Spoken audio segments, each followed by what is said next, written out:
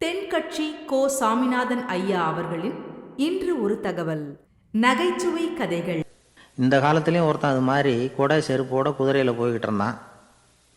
எதிரில் நடந்து வந்தவன், ஐயா உங்கள் கொடையை எனக்கு கொடுங்களேன்னு கேட்டான். உடனே அவன் குதிரையிலேருந்து கீழே குதித்து அவனை சாட்டையால் அடிக்க ஆரம்பிச்சிட்டான். இன்னொருத்தர் அந்த வழியாக வந்தவர் இதை பார்த்தார். ஏன்பா அவன் கேட்டான், உன்னால் முடியலன்னா இல்லைன்னு சொல்லிட வேண்டியது தானே, அதுக்காக ஏன் இப்படி அவனை போட்டு அடிக்கிறேன்னு கேட்டார். உங்களுக்கு விவரம் புரியாது சார், காலம் ரொம்ப கெட்டு போச்சு.